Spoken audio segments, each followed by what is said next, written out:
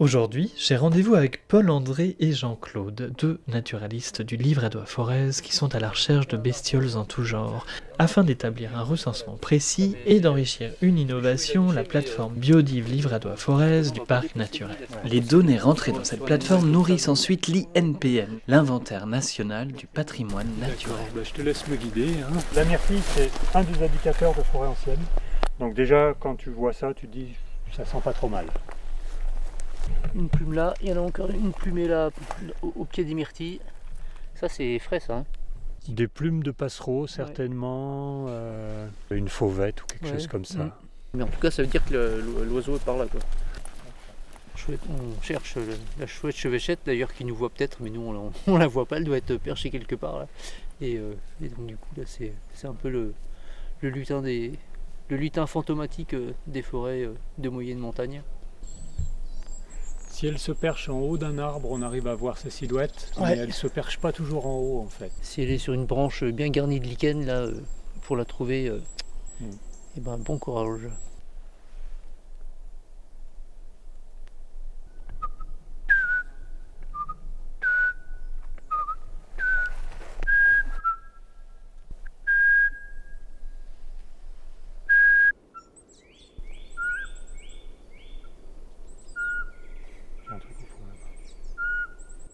Bon bah c'est bien elle là, donc nickel.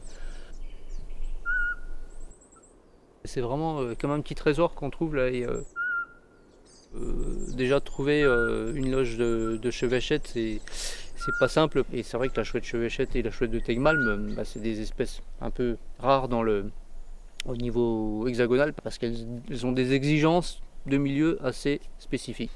C'est vrai que c'est bien aussi d'en parler aux propriétaires, je pense, parce que ça permet de faire de l'éducation, de la sensibilisation donc à l'environnement, à la nature, et puis leur faire comprendre qu'eux ont une action directement de conservation sans le savoir, quoi.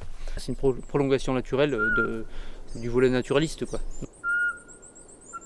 On va tester la super appli pour rentrer en direct sur le terrain la donnée. Ok, donc je te la rentre, je te la mets à ton nom sur la base de données. Okay. Donc ça c'est la nouvelle application qu'on est en train de tester et l'année prochaine on va vous la déployer petit à petit auprès des observateurs bénévoles en fait. Okay.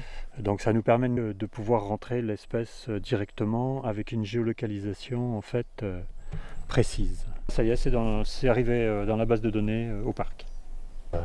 C'est l'entrée grand public de cette plateforme Biodive Livradois-Forez. Notre base de données, c'est Géonature Parc Livradois-Forez. Nous avons rentré ce matin, et ben la voilà ici. C'est notre outil de travail technique et c'est aussi les informations que l'on transmet à nos partenaires qui s'occupent de la gestion forestière. La plateforme Biodive a un objectif, c'est d'amplifier les connaissances sur toute la biodiversité. Et pour ça, c'est vrai qu'on essaie de s'appuyer sur toutes les curiosités, toutes les bonnes volontés de gens simples habitants ou experts qui sont bénévoles. Il y a un intérêt certain, puisqu'on a un réseau d'ambassadeurs qui s'étoffe. On recense aujourd'hui environ 150 ambassadeurs observateurs qui participent à ce travail de connaissance. Et donc je pense que c'est un bon point d'appui pour faire grandir la conscience, les prises de conscience sur la nécessité de préserver toute notre biodiversité.